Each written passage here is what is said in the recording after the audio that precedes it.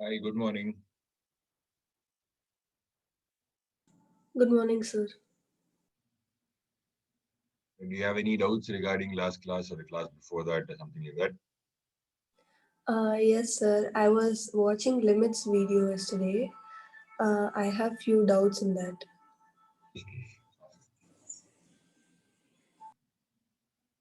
Ask. So, uh, the last few sums which you gave, sir, limit extends to 0, 1, 1 minus x square by 2 minus cos x whole divided by x power 4. Sir, Okay, did I for use the this expansion of cos x? Yes, sir. That one I didn't understand. I did it in a different method, sir. I did that 1 minus cos x divided by x square is equal to 1 by 2. I used that. 1 Can you minus do cos x divided by x square, is equal to 1 by 2? 1 by 2. But then here, in what context are we using it? Minus 1 by 2 divided by x square. This is what I get, right? Uh, Sir, I took the remainder separately for both, sir. Then we'll be Dupla? getting. I took the denominator separately for both. So 1 is 1 minus cos x divided by x Divided power by 4 x power 4. minus 1 by 2x. 1, right? Yes, sir. Yes, sir. Uh, So here, in yeah, here. so here 1 minus cos x divided by x power 4 that will come out to 1 divided by 2x square. Uh, okay, 1 by 2x square. Oh, you're getting 0 here. Yes, sir. Okay, So actually the doubt I had was without substituting the limit, if we get 0 then it is not indeterminate, no sir. I think we can take it.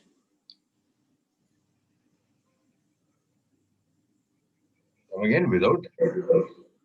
Without substituting the limit itself, if we are getting 0, Think then 0. it No, is. no, 0 by 0. You're talking about 0 by 0, right? Yes, sir, that is after substituting the limit, no? Huh. So, without substituting the limit We itself, did inside. substitute a limit here. We did substitute limit x tends to 0, 1 minus cos x by x square. Oh, That okay, happened. sir. Okay, sir. Okay. So here this becomes 1 plus by 2 factorial minus x power 4 by Yes, 4 sir. factorial. Actually, this factorial part I didn't understand, sir. That's why You I get your used the answer as other 1 by one. 24, right? Not 0. Yes, sir. Yes, sir. In the one which you did, we got 1 by 24. Okay, so 0 is wrong because of that step in between where we substituted. Hmm. That's why I got confused right now. Okay, Okay, so sir. this 1 minus cos x, no? Hmm. Yes, sir. So that was converted to 2 sin square x by 2 minus x square by 2 divided by x power 4. So it's split into two parts. Square x by 2 divided by x by 4 minus 1 by 2x square. Here I'm actually cancelling out 0. Okay, but anyway.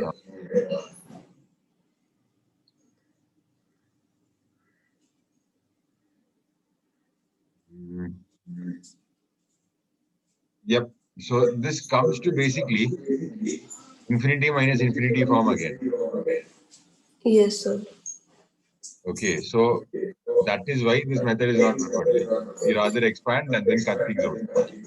So then you're not dividing by 0. Okay, sir. Okay, so that is what you need to avoid, dividing by 0. Once you stop dividing by 0, I think your problem will be sorted.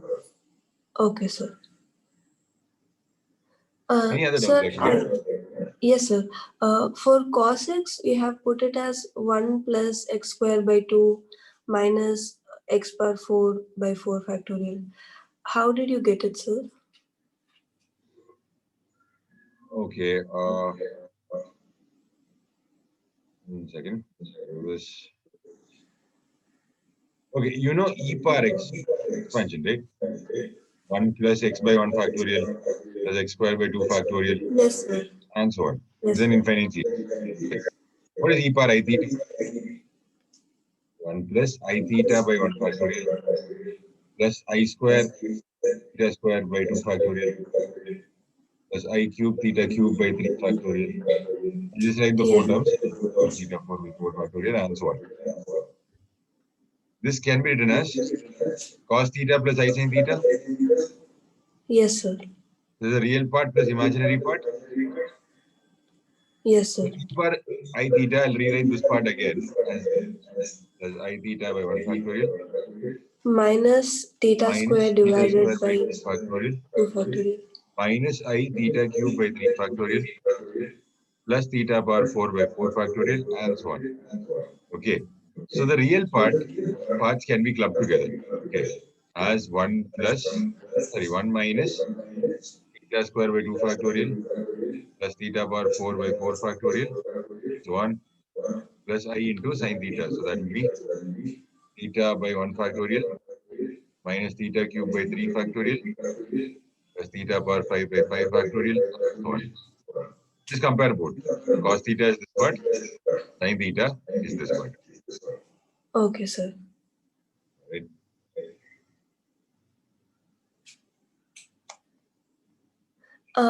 So then, how can we substitute this infinite series into that, sir? What have you done after that? I didn't get it. Where? Here. I took this After, infinite series and put it here. yes, sir. That one. Yes, sir.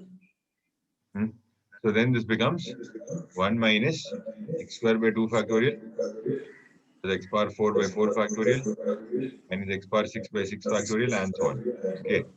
So there's Okay, a sir. minus outside. So this makes it minus 1 plus minus this is plus. And you can see these two terms will cancel each other out. Hmm. Okay, sir. Okay. So then I'll take x power 4 common. Okay, so it becomes x power 4 to minus 1 by 4 factorial plus x square by 6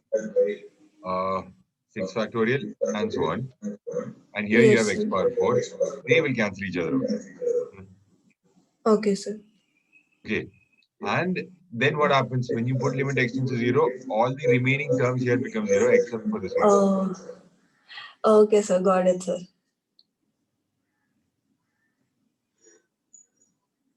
That's it, sir. Thank you, sir. So, okay, guys. Today we are dealing with this kind of hyperbola xy equal to c square or xy equal to minus c square. Remember, xy equal to c square will look like this. Xy equal to minus c square will look like this. What am I even talking about? Xy equal to c square. X into y is positive, which means both x and y are positive, which means first quadrant, or both x and y are negative, which means fourth quadrant. So that logic should be implied here. Okay, understood here. So when I say xy equal to minus c square, which means x into y is a negative number. So x into y, x can be positive while y is negative, or x can be negative while y is positive. X and y should be opposite signs. That is in the second and the fourth quadrant. Okay, guys. Hmm. This Yes, much sir. clear? Yes, sir. No. All right. So let's take xy equal to c square now.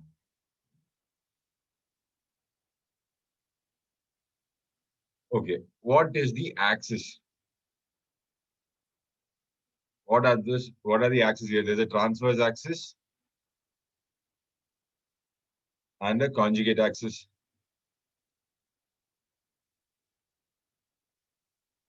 What is the transverse axis here?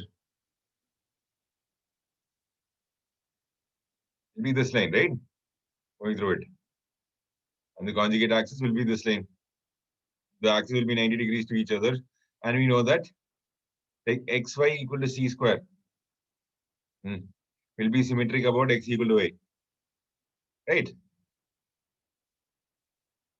Yes, sir. This is the axis x equal to y, basically x minus y equal to 0. Transverse axis is x minus y equal to 0 or x equal to y. Or here, conjugate axis will be x equal to minus y, which means x plus y equal to 0. This is the conjugate axis. This is the transverse axis. Now, xy is equal to c square is given. Now, can you tell me the length of transverse axis and length of conjugate axis? Remember, this is a Will it be rectangular hyperbola, so whatever length of transverse axis is there will be same as the length of conjugate axis. Okay, remember that part. And someone asked something? Yes, sir. Will it be infinity? No, it won't be infinity. Length of transverse axis will be the length from here till here, no? Between these 2 points. Okay, sir. Okay, sir.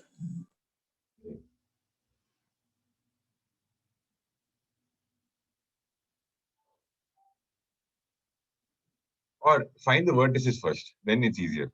Find the vertices first. How do you find the vertices? You take the transverse axis and the curve and solve both of them, right? So this is basically x equal to y. Solve both of them, you get x square equal to c square or x equal to plus or minus c. That time y will be equal to plus or minus c because x is equal to y. Okay, so the vertices will be c comma c and minus c comma minus c. The distance between them will be the length of the transverse axis. Okay, so that comes out to 2 root 2c. Okay, length of conjugate axis will also be 2 root 2c. Length of lattice rectum, we know it is 2b square by a. Okay, so length of transverse axis 2 root 2c, we know it is 2a. When it comes to the standard rectangular hyperbola, x square minus x square by a square minus y square by a square equal to 1. A square and b square are the same value, that's why I'm writing it like this.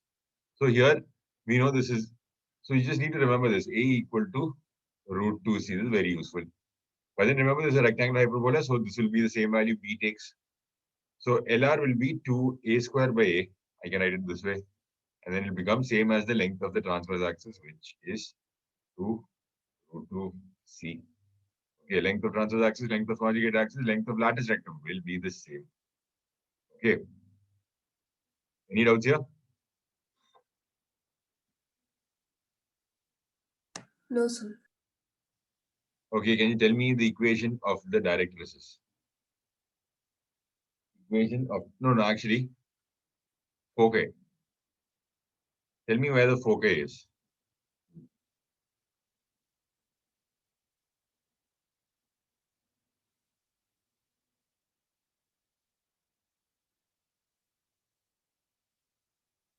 What do we do here? It will be Distance. plus or minus AE comma 0. That is standard foci.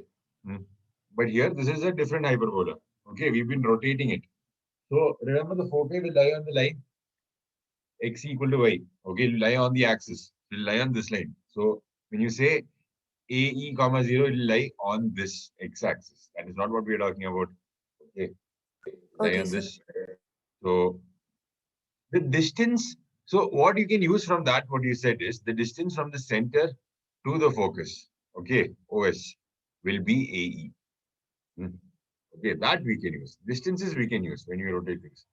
So distance between foci and center will be AE. In our context, it will be root 2c into E. E for a rectangular hyperbola will always be root 2.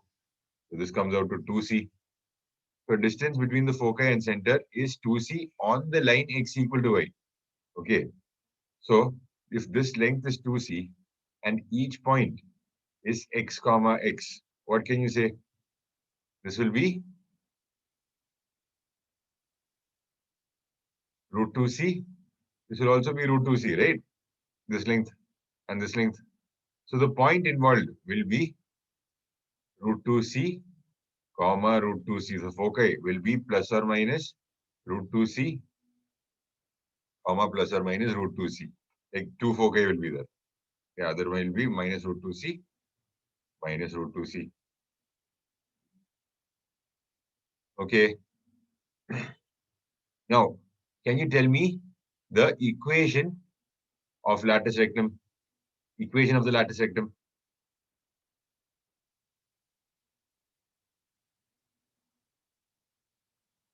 Lattice rectum will go through the focus and will be perpendicular to the axis. So it will be some x plus y equal to k. It will be perpendicular to the axis, that's right. But k I have to find out. But since it goes to the focus, so root 2c plus root 2c equal to k. So I get the answer as x plus y equal to 2 root 2c. Take this.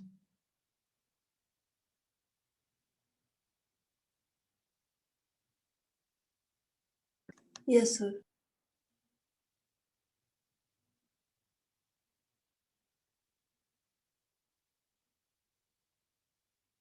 Okay. So x plus y is 2 root 2c. That is sorted.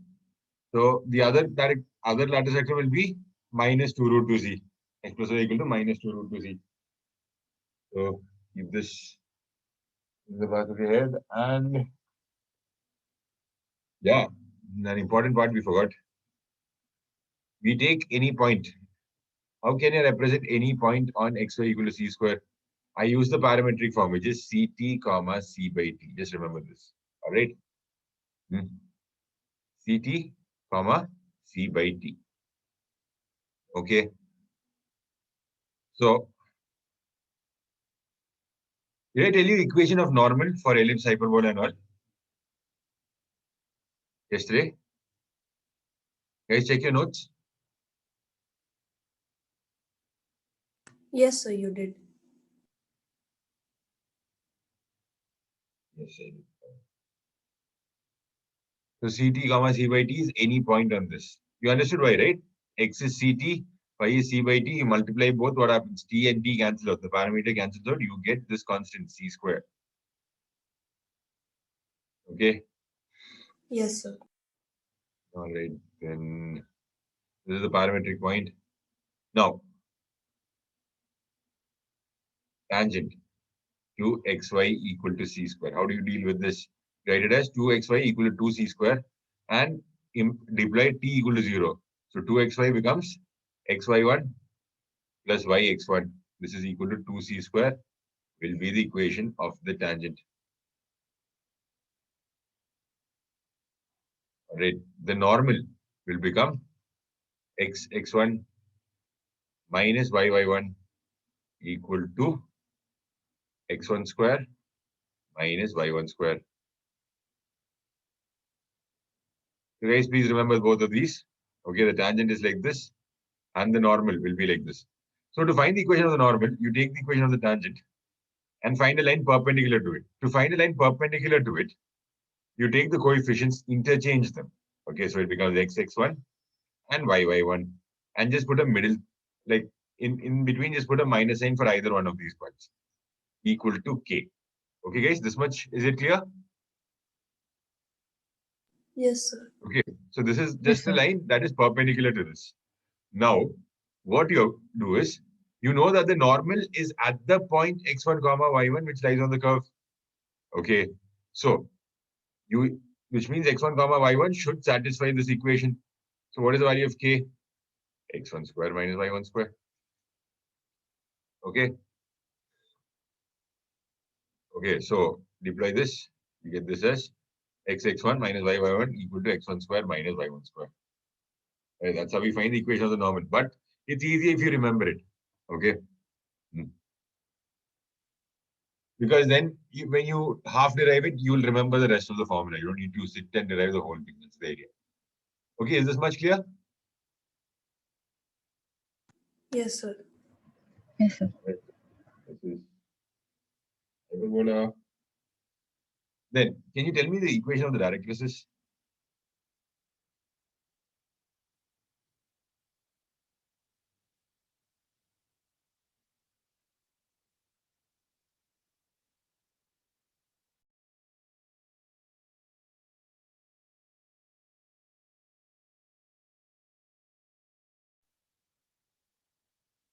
There is equation of the directrices.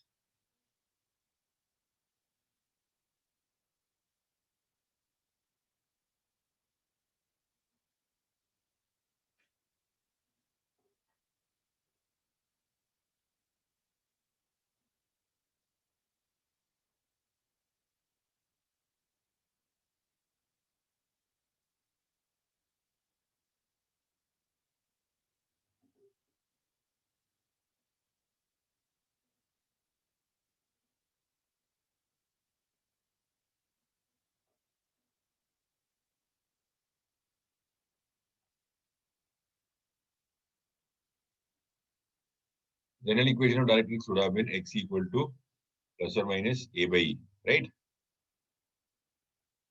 Yes, sir. Then this will be c square plus or minus c square.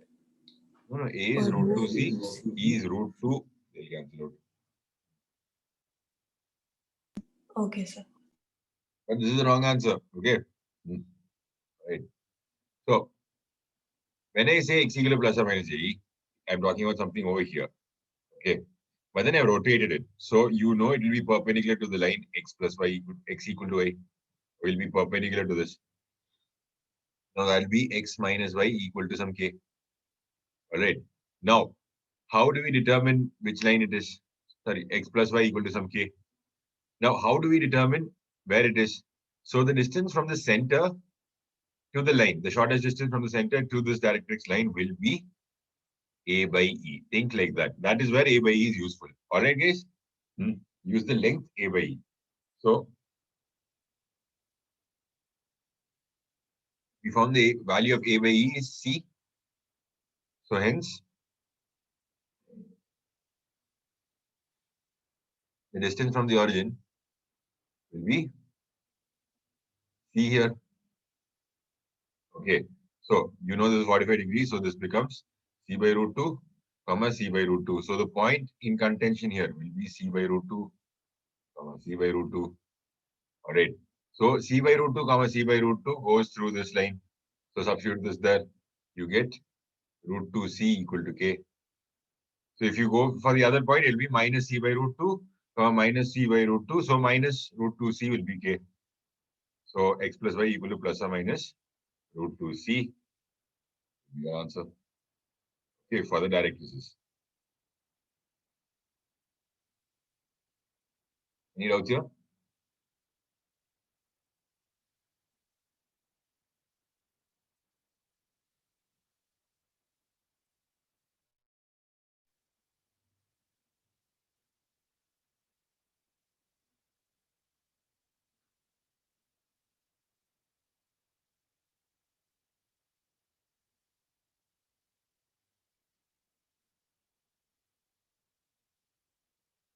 Doubts anybody?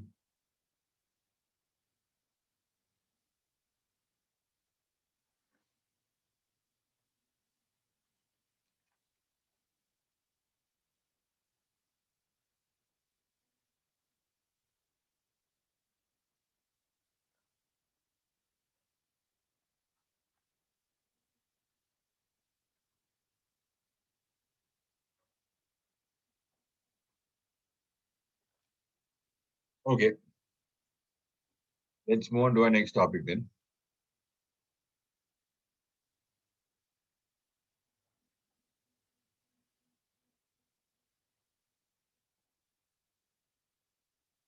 Vectors.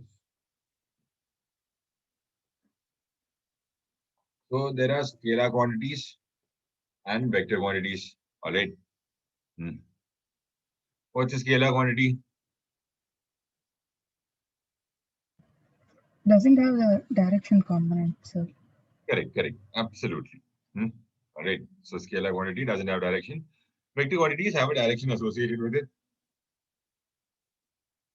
So you have 2 points A and B. You go from A to B. You define an AB vector like this, right? From A to B. Now, you can also call this some other vector called A. You don't need the 2 points. You can call it some other name. So here you can say that magnitude of vector A is equal to magnitude of AB vector. Any doubts here? No, sir.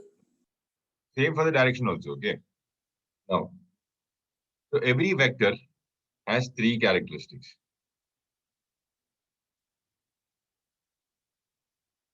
One is the length, that's obvious. Okay, this is what I'm talking about. Second is support. That is the straight line which this vector will be a part of. Okay. The straight line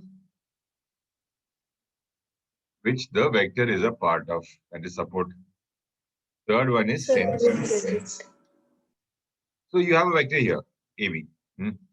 So vector AB you can see, right? It will be part of a straight line. Yes, sir. Okay, that's the support. So vector will Okay. have a length, it will have a support, and then what is their sense, which means direction. Okay, so in which direction on the support it goes? Are you following? Is it going this way or is it going this way on the support? The direction matters. Okay, so it's not just the length and the line, the direction also matters. That's the idea. Any doubts here, guys? No, sir. Okay, then write the different types of vectors. So write the different types of vectors, guys. Null vector or zero vector. What is the specialty about null vector?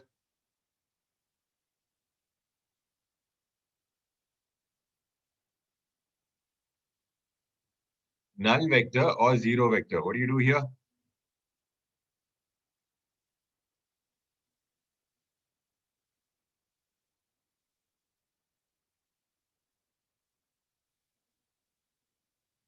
No magnitude. Exactly. Magnitude is zero. So what can you say about the direction? It's arbitrary. Okay, there's no particular direction as such. It can be in any direction. Okay. So you can say that the point A is an initial point and point B is the terminal point. Okay, the meanings are self-explanatory here. There's an initial point and a terminal point. So for a null vector, initial and terminal points are the same. Okay. Then the second one, second type of vector, unit vector. What's the unit vector? Second is unit vector. Unit vector, what can you say? Its magnitude is 1. Yes. So you can represent it by a cap whose magnitude will be equal to 1. Okay, A is some vector. So a cap is the unit vector version of it. So magnitude of that is equal to 1. So if you have a vector A cap is a vector. So A is like this. Okay, suppose it is of 3 units. Now, A cap is a vector with 1 unit on this. Okay. Right. A cap is a vector with 1 unit length on this. So you can write A cap as A vector divided by magnitude of A vector. All right. You guys know this already, right? Unit vector. Yes, sir. Yes, Okay. sir. Yes. Sorry. Okay. So there's like and unlike vectors. What are like vectors? They have the same sense of direction. Unlike vectors have the opposite sense of direction. Okay, just keep that in your mind. All right. Then comes collinear and parallel vectors. I hope you're writing notes properly, okay? Next is collinear or parallel vectors. So what's the thing about collinear vectors or parallel vectors?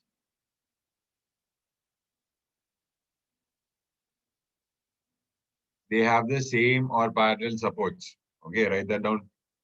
Collinear or parallel vectors have the same or parallel supports.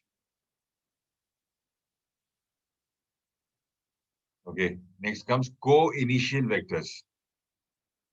Co-initial vectors. What's a co-initial? They What are start co-initial? from the same point. Exactly. They start from the same point. They have the same initial point. Okay. Next is coplanar vectors.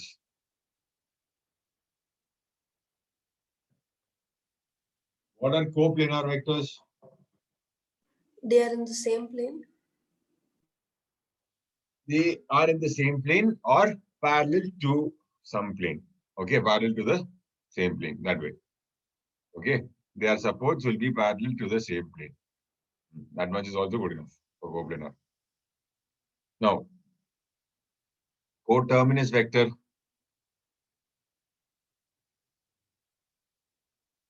We have the same terminal point. We have the same initial point first. Now they can have the same terminal point. That is coterminous vectors. Okay. Now, can you tell me what negative of a vector is?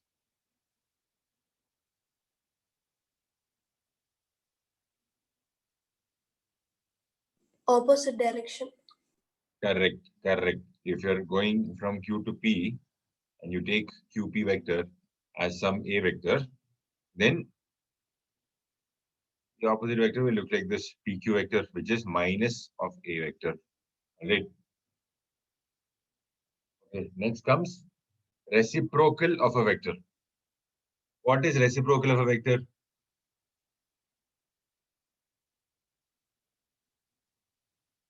It has the same direction, but magnitude is reciprocal. Okay, write that down. It has the same direction, but magnitude is reciprocal. So basically, a unit vector is self-reciprocal. Okay. Next comes localized vector. Write the definition down. Localized vector. A vector drawn parallel to a given vector through a specified point in space. A vector drawn parallel to a given vector through a specified point in space. So the localized vector must go through a particular point. I'm explaining what a localized vector is because we will be dealing with the other type of vectors, free vectors. Okay, so write that down as well. Free vectors. Sir, Guys, you can wrote the you notes repeat? below? Sir, can you repeat the localized vector definition? A vector drawn parallel to a given vector passing through a specified point in space.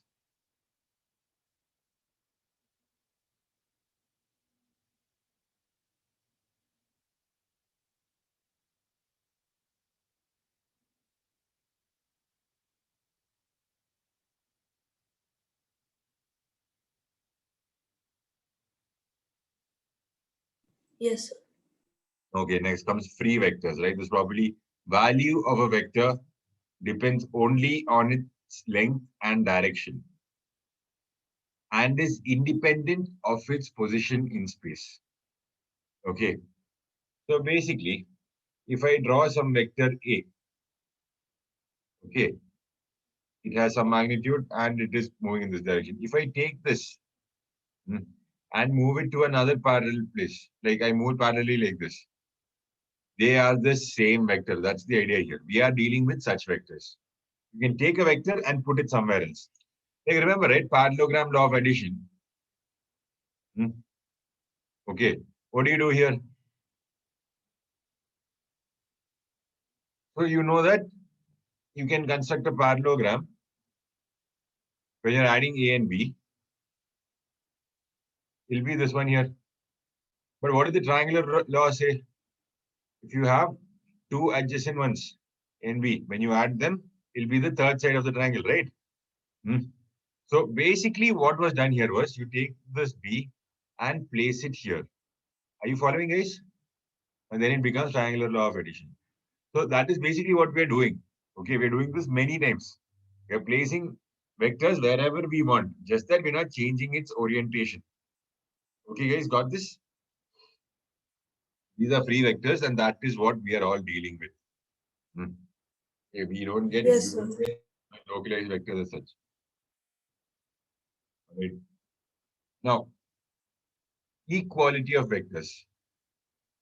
Equality of vectors. So the first condition is for A to be equal to B, vector A equal to B, equal to vector B, mod A should be equal to mod B.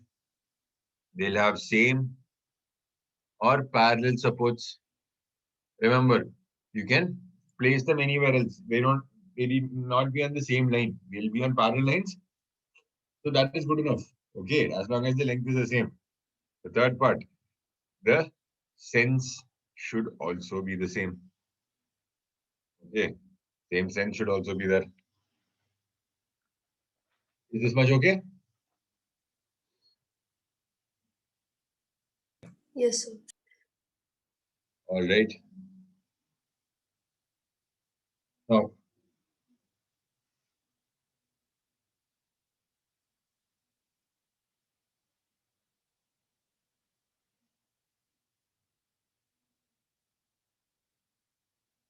okay, which of these are collinear? Equal,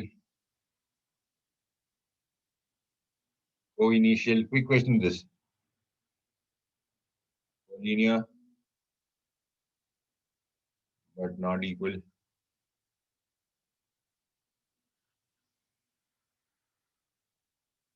Vector A, C, and D are collinear. A, C, and D are collinear. Nice, nice. Okay. Which are equal? A B, and C, D, C. and No. B, D are all facing different directions. Vector, remember, direction should be the same. Might be parallel, but that is also fine. But direction should be same. Okay. So equal would be A and C. That much is clear? sir, B, C, D conical. Okay. B, C, D is co-initial. Absolutely right. Right. Now, collinear but not equal. A and D or C and D. Lovely. Okay, guys. Got this? Yes, sir. Very easy question. Now,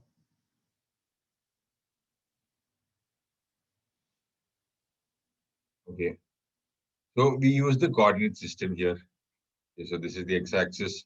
So this I'll call I direction. This is the y-axis. This I'll call j direction. This is the z-axis. This I'll call k cap. Okay, this is k cap direction, I cap direction, j cap direction. You know these vectors, right? So any OP vector can be represented as x I cap plus y j cap plus z k cap. Okay. So the thing is, you take that OP vector or that whatever vector and place it at the origin. Okay. Once you place it at the origin, you check its projection towards each axis. So towards the x-axis, towards the y-axis. Similarly, there will be a projection towards the z-axis. Okay. And that is determined by x, y, and z, these values. Okay, that's how we get this vector. I think all of you know this before, but just checking. If anyone doesn't know, please ask. Okay. Find unit vector parallel to minus 3 I cap plus 4 j cap. Find the unit vector parallel to this.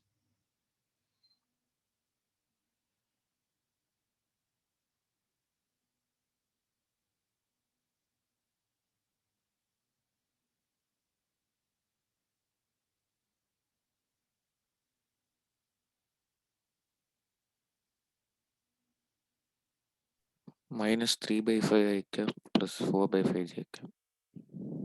Minus 3 I cap plus 4 j cap by 5. How did you get 5? Sir, Magnitude J of cap A. magnitude. Okay, magnitude. So you guys knew this already, right? Xi cap plus yj cap plus zk cap. You can say, okay. You can say the magnitude is root of x square plus y square plus z square. Okay, think of it as a diagonal in a cuboid. All right. Then direction cosines. You know what direction cosines are?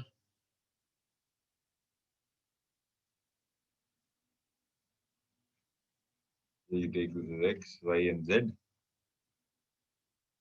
So you take any point P here.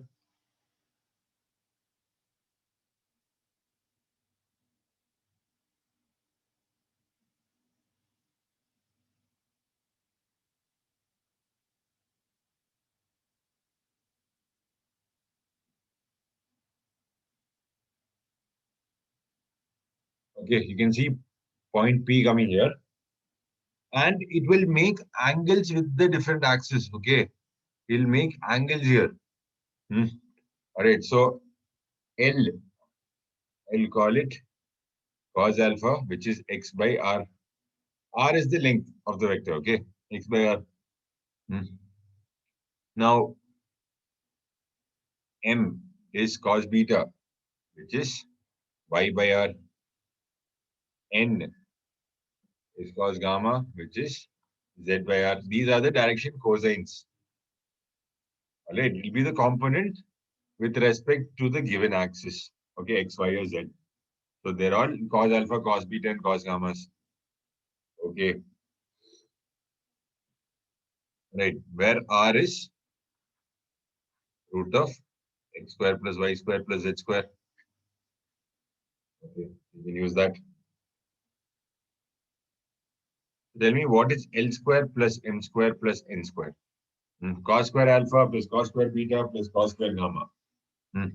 Just square and add all of these, you'll get this to be 1. Okay, because r square is x square plus y square plus z square anyway. All right. Yes, sir. Okay, so any point. Okay, so the point P here, you can see, right, can be represented as XYZ, that you already know. That is one representation. You can also write it as LR, MR, and NR, right?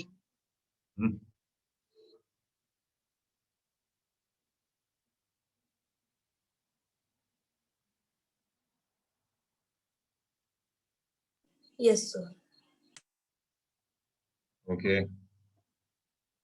Now, find the direction cosines of 3i minus 4j plus 5k. Find the direction cosines.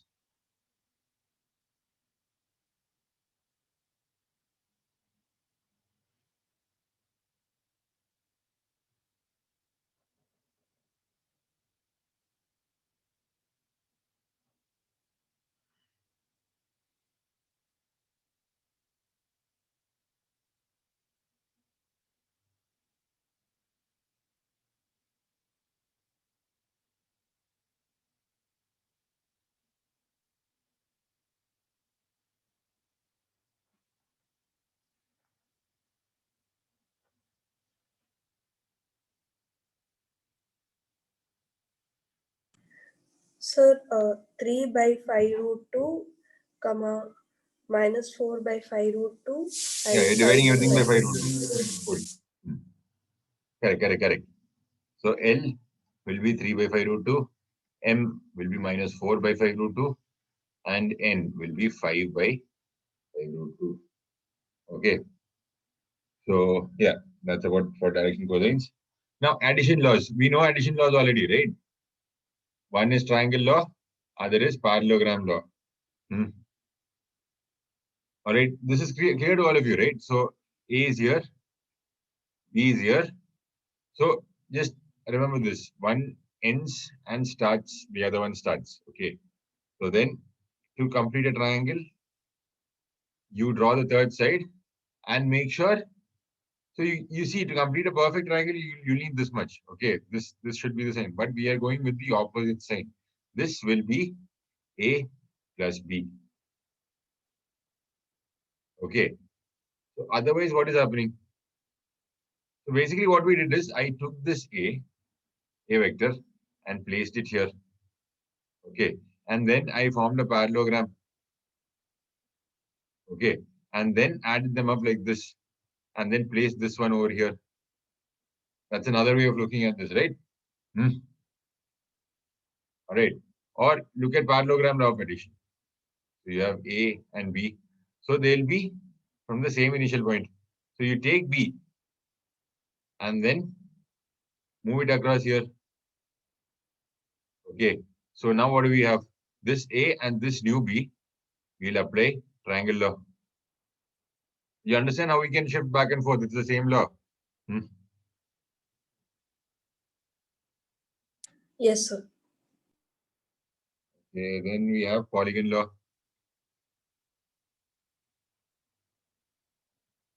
So write this down.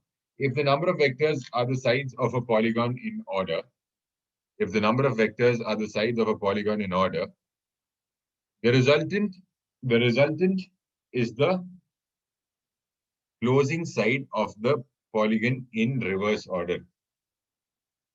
Okay. The resultant is the closing side of the polygon in reverse order. Suppose you're adding a bunch of vectors like this. They're saying, sorry, in order. So they're all in order. Okay. You can take random vectors and then place it one in order also. You can do that. But either way, whatever you put, the sum will be obtained when you complete this. Okay. And then put it in the reverse order. All right. If you complete this and put it in the same order, what will happen is the whole sum will come out to 0.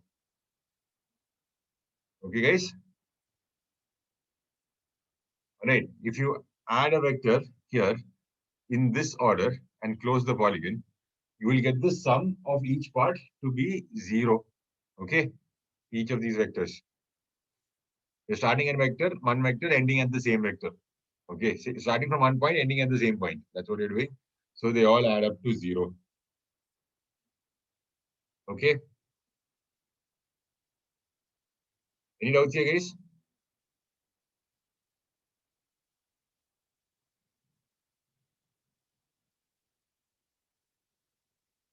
Any doubts here? No, sir. So the idea here I'm saying is AB vector plus BC vector plus CD vector plus DE vector equal to, it's not AB vector plus FA vector is also there, FA vector. So this will be equal to the closing side EF vector. All right. Or in other words, you can write this as FA vector plus AB vector, BC vector, CD vector, DE vector minus EF vector is equal to 0 vector. I just took this side. So minus EF vector can be written as plus FE vector. Okay, equal to FE. My bad. This is going in this direction. Okay, this should go in this direction. This is FE vector. So this comes here as EF vector. So this equal to 0 is the sum of all the sides taken in order for the polygon. So for any polygon, when you're doing vector addition, this is absolutely true. Okay.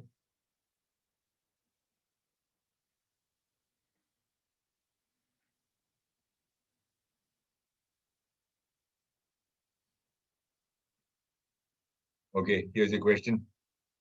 If S is the midpoint of QR, S is the midpoint of QR of triangle PQR, we need to prove that PQ vector plus PR vector equal to 2 PS vector.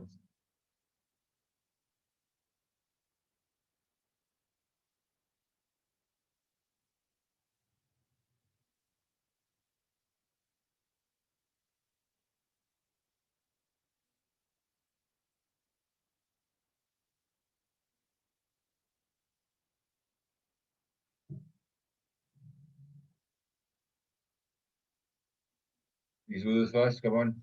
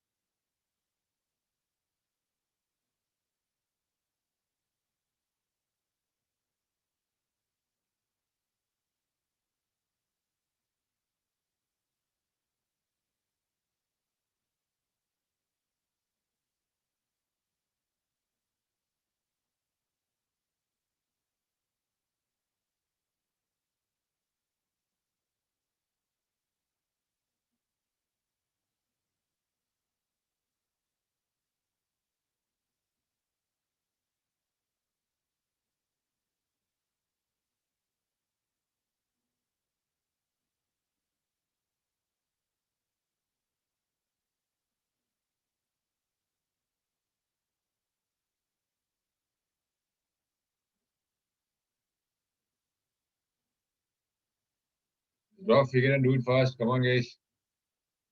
You get it? Tell me also.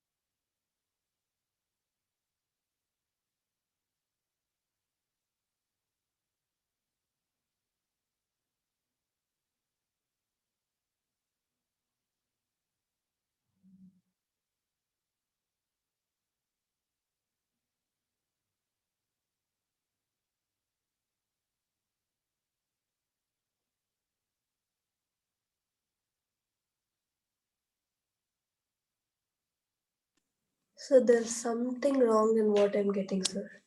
I did the diagram. So there's some PQR.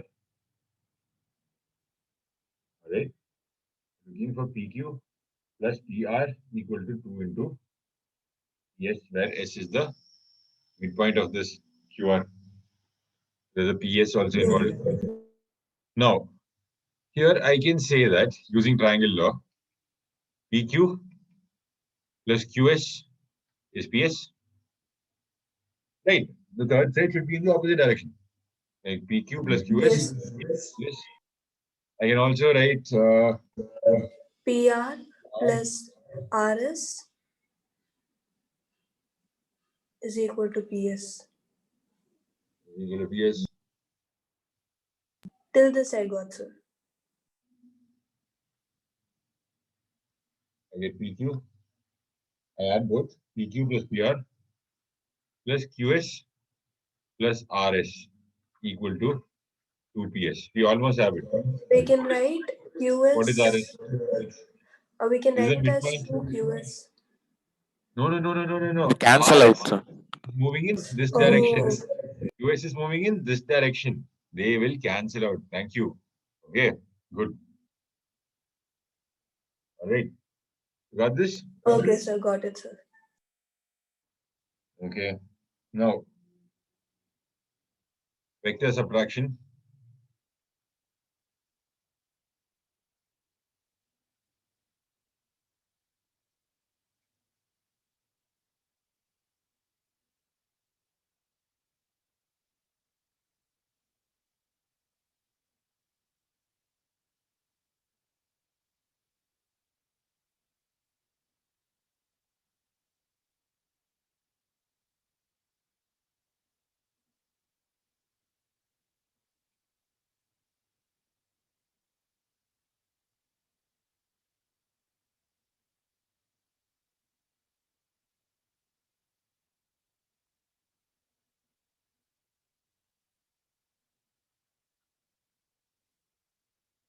Okay, what do these four things indicate? What do they tell you about?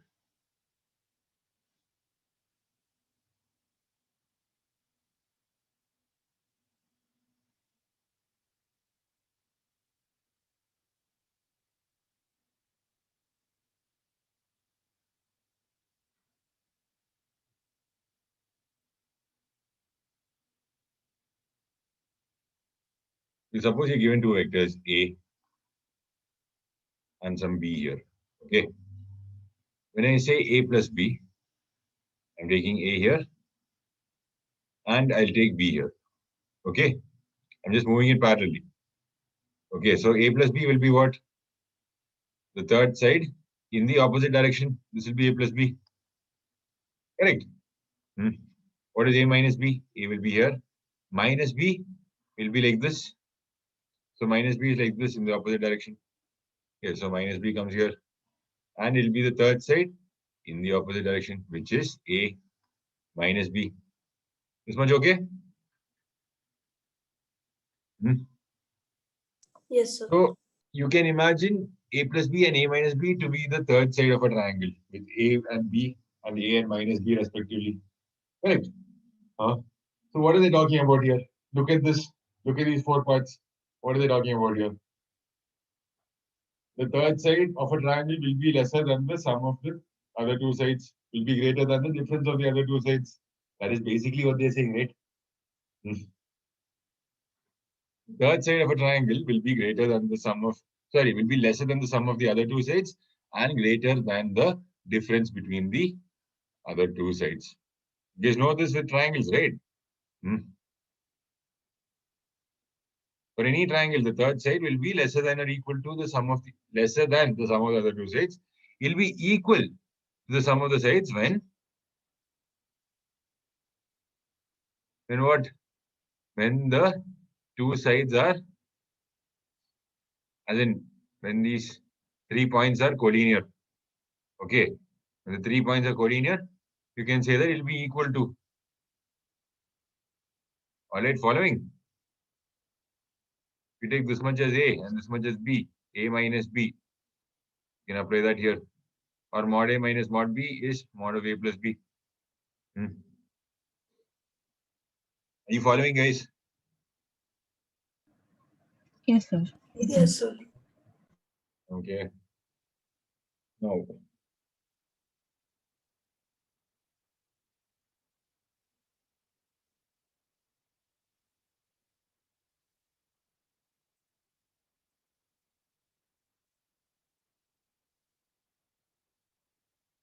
okay. That's the question. Alpha, beta, gamma are distinct real numbers with position vector alpha I cap, beta j cap, gamma k cap, beta I cap, gamma j cap, alpha k cap, and gamma I cap, alpha j cap, beta k cap. What kind of a triangle is it? Okay, are these 3 points collinear, equilateral triangle, scalene triangle, or right angle triangle? Which of these options are true? Equilateral. Equilateral. Why do you get that? How do you get that? Not why do you get that? That's a stupid question. Yeah, how do you get that? Magnitudes are same. Okay, so which means you call one point A, you call the other point B, and you call the third point C. Okay, as in first vector. Now, if I'm looking at AB vector. Right, so these are the vectors OA, OB, and OC. Okay, I hope you are able to see that clearly. And from the origin towards the point A, it'll be A vector, which is alpha I cap, beta j cap, gamma k cap. From point origin to point B, we have B vector. From origin to a point C, we have C vector. That's the idea. Okay. Now this, is it a right angle triangle? Is it a scalene triangle? Is it an equilateral triangle? Okay. A is given by the point alpha, beta, gamma. B is given by beta, gamma, alpha. And C is gamma, alpha, beta. All right. So what do we do here? The distance between 2 points. Okay. So if you're looking at AB vector, it will be alpha minus beta whole square plus beta minus gamma the whole square plus gamma minus alpha the whole square root of, this is the magnitude. Similarly, you can find BC vector and AC vector, and you'll find that they will be the same, right?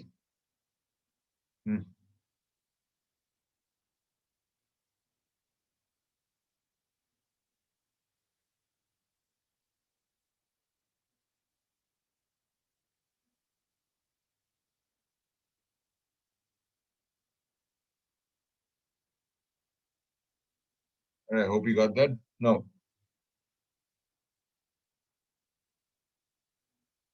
okay, two adjacent sides of a parallelogram are 2i plus 4j minus 5j and I plus 2j plus 3j. Find the unit vectors along the diagonals of this parallelogram. Find unit vectors along the diagonal of this parallelogram.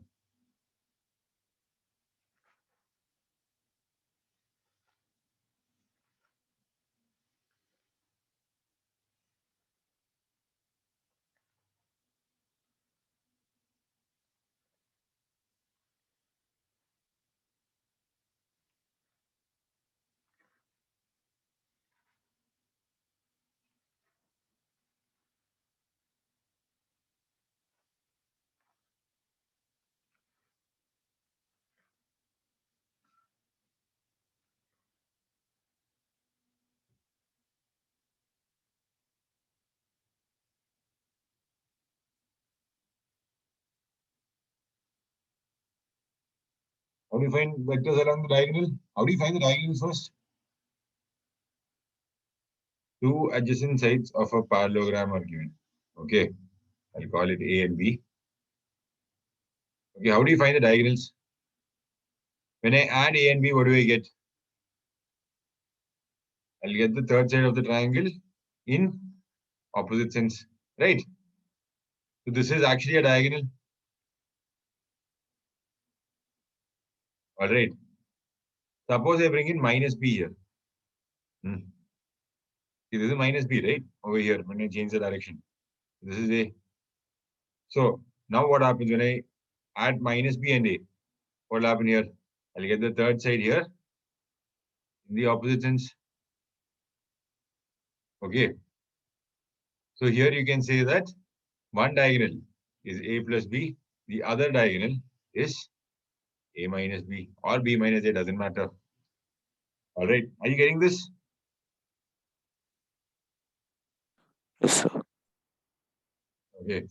So here you can find the magnitude of both. You can find the length of the diagonals. So once you have the equation of the diagonal and the length of the diagonal, you can find the unit vector along the diagonal. Okay, the plus or minus we can change for both because you can face in this direction or in that direction's negative side or in the opposite direction. But that line should be the same. That's the idea. So there will be a plus or minus for both the diagonals. Right.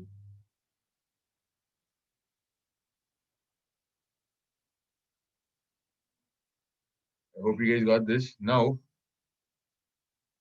A and B are any two vectors. Find the geometrical interpretation of this. Come on, guys, find the geometrical interpretation of this. Okay, just be back, okay?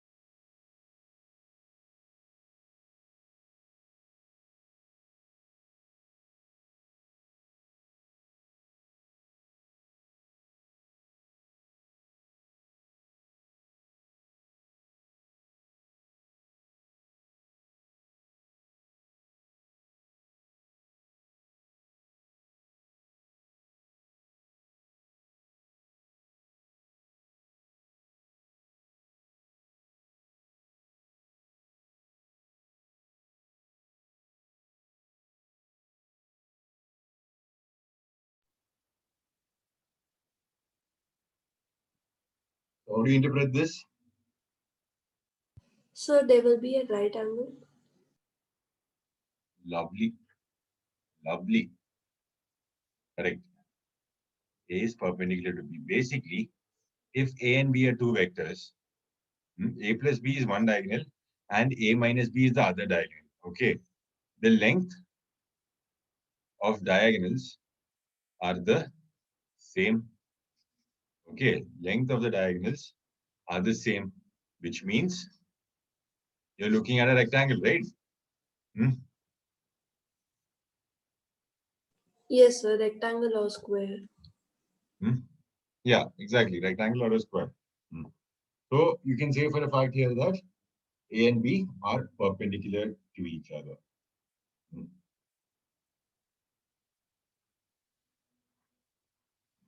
All right.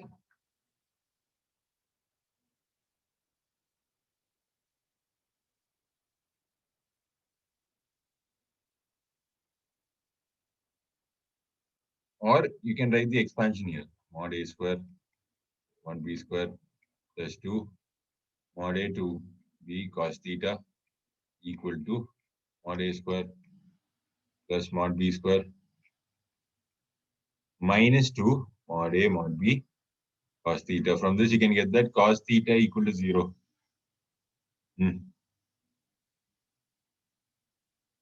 All right. From here, you can say cos theta equal to 0, which means theta is 90 degree, which is the angle between A and B. Is this clear?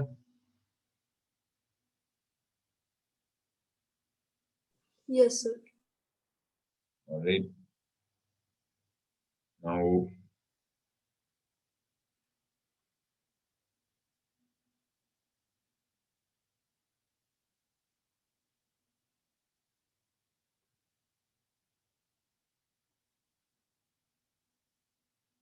next question. For a non-zero vector A, set of real numbers satisfying this.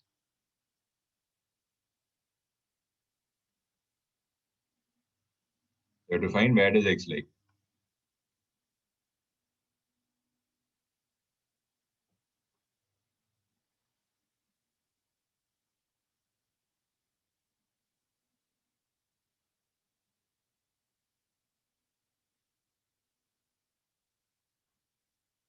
Where does X lie is your question.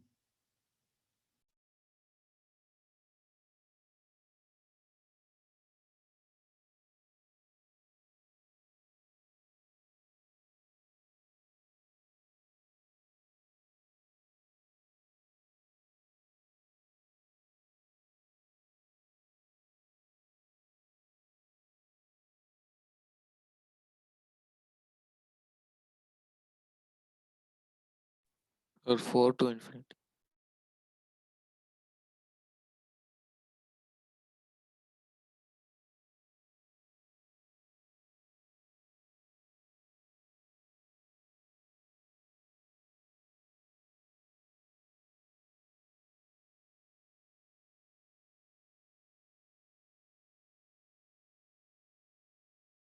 Sir, is it minus infinity to 3?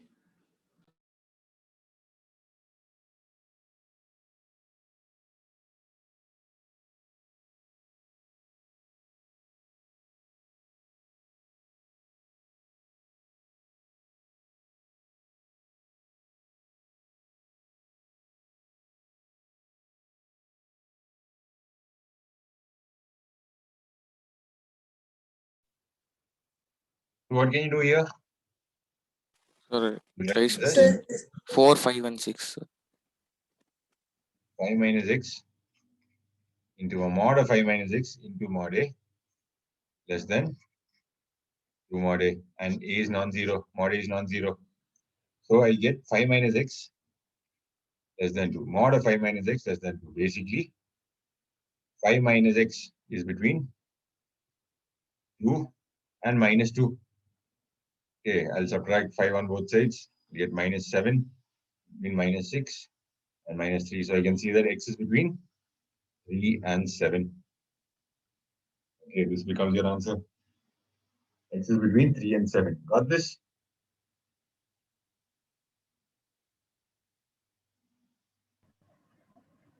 Yes, sir. Sir, I told 4, 5, 6. No, it can take any value between 3 and 7, not just an integer. Okay. All right. So that is where it went a little wrong. You're almost right.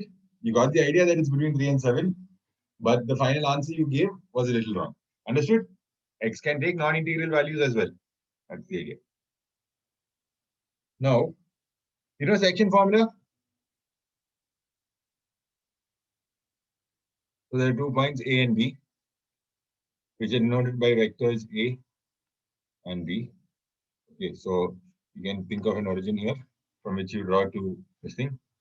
And you want to divide the segment AB in the ratio m:1.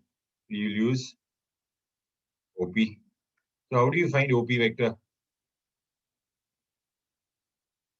It's m into B vector plus n into A vector divided by m plus n. Is this clear?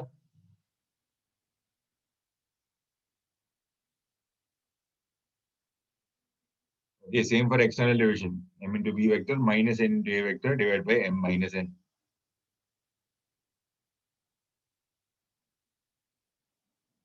Okay, this is section formula.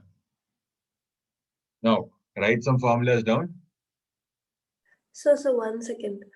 Yes. For internal, we'll get plus or minus. Plus. Then for external, it will be minus. Yeah, there'll be a minus in between, correct.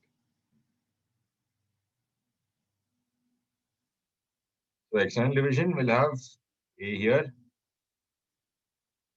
B here, and you're dividing it externally in the ratio m:n. Okay. So OP vector will be m into B vector minus n into A vector divided by m minus n. Yes, sir. Okay. Now, write these formulas down. Suppose there are 3 points given to you: A, which is denoted by vector A, B, which is denoted by vector B, and point C, which is denoted by vector C. Okay. The centroid, first point, centroid would simply have position vector having A plus B plus C by 3. Then we have the incenter. Incenter is nothing but BC magnitude into A vector plus AB magnitude into C vector plus AC magnitude into B vector divided by AB plus AC plus BC. This is the incenter. And then comes orthocenter. That is tan A into A vector plus tan B into B vector into C vector divided by tan A plus tan B plus tan C. Next comes circumcenter, which is sin 2A into A vector plus sin 2B B vector plus sin 2C into C vector by sin 2A plus sin 2B plus sin 2C.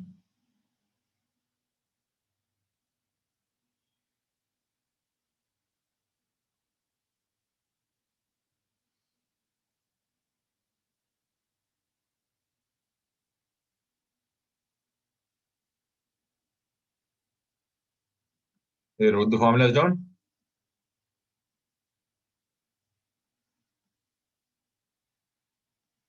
PV means position vector, okay? Position vector of A, B, C are I minus J minus 3K 2I plus J minus 2K and minus 5I plus 2J minus 6K. length of bisector AD.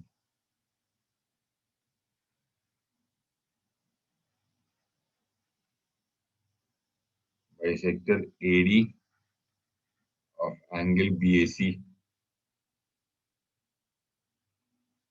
where D is on BC. This is what you need to find.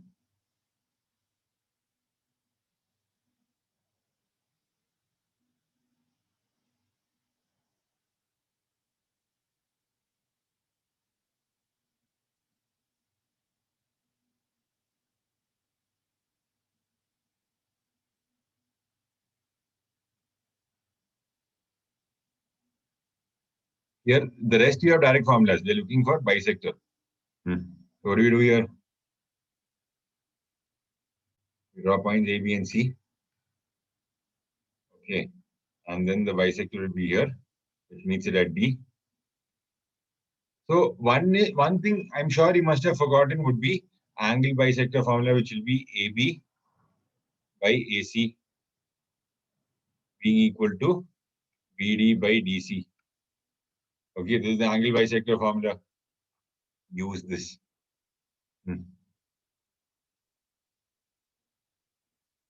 We'll get BD by DC. We don't have this thing for D. Okay, so we can't do anything about it. So BD by DC we have to find as mod of AB by mod of AC. What is mod of AB? So this is A, this is B. Mod of AB will be mod of I cap plus 2J cap plus K cap.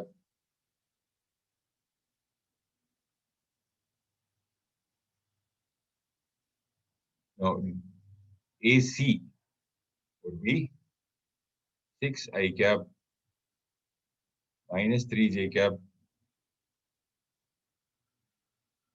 plus 3K cap. So I can say this will be equal to 1 by 3. I can take 3 common here. This will become what? 2y minus j plus k. So it will be root of 2 square, 1 square, 1 square. Numerator will also be root of 2 square, 1 square, 1 square. So they will cancel out and 1 by 3 will remain. Okay. So I know that D divides this in the ratio 1:3. Okay. BD by DC is this. I have the vector A. Okay. So vector A is given by 1 minus 1 minus 3. C is given by minus 5, 2 minus 6. And B is given by 2, 1 minus 2. Okay. AD will be, we'll be using B vector here, ABC, like B vector, okay, which is AB. Similarly, AC will be called C vector, okay, and this will be D vector. D vector does this 1:3 ratio, right? So AD vector will be 3 into B vector plus 1 into C vector divided by 4, 3 plus 1, which is 4. So you can find the value of AD vector here, find the magnitude of AD vector, and you're sorted. Okay, you can easily find the point D also. In the ratio 1:3, that's the idea. Okay.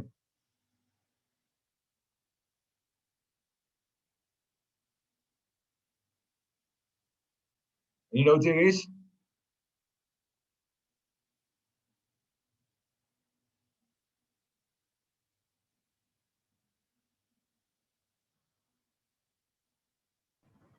No, sir.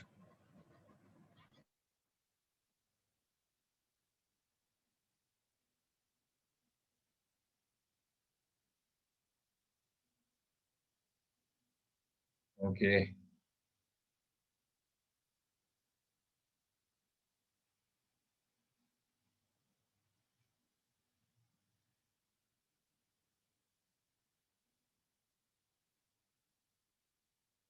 Okay, suppose some R is given as P plus Q. So R will be equal to P square. I'm just writing it as P square Q square plus 2PQ cos theta, where theta is the angle between P and Q. Okay. So you have some P, you have some Q,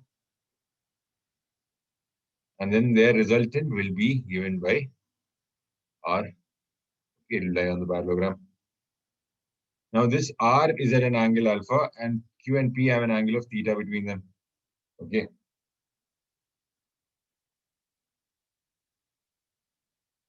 So what can you say about tan alpha? It can be written as Q sin theta divided by P plus Q cos theta. So this R is there, right? So you'll make a right triangle here. So this much will be given by Q sin theta. And this much here is nothing but, look, this angle is theta, okay? The parallelogram. Okay, so this is nothing but Q cos theta. So P plus Q cos theta will be the base, and Q sin theta will be the height. Tan theta will look like this. Tan alpha will look like this. All right.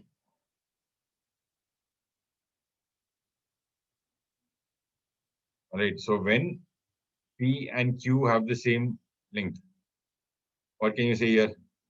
Tan alpha will become sin theta divided by 1 plus cos theta. P and Q have the same length. Okay, so basically P is equal to Q that way. Magnitude. So then sin theta is 2 sin theta by 2 cos theta by 2. 1 plus cos theta is 2 cos square theta by 2. This comes out to tan theta by 2. So alpha will become equal to theta by 2 when P and Q have the same length. And that's obvious, right? It will be equally aligned to both. Is this much clear, guys?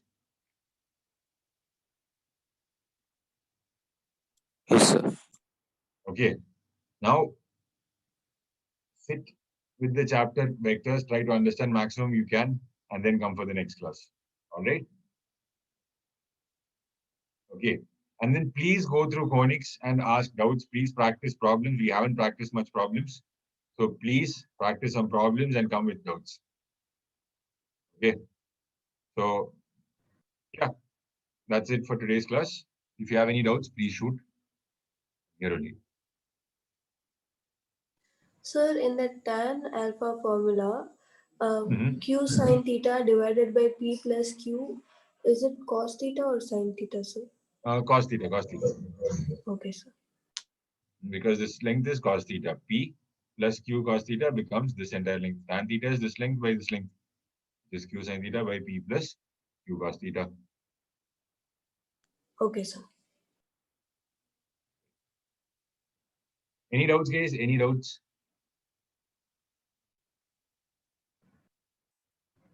No, sir.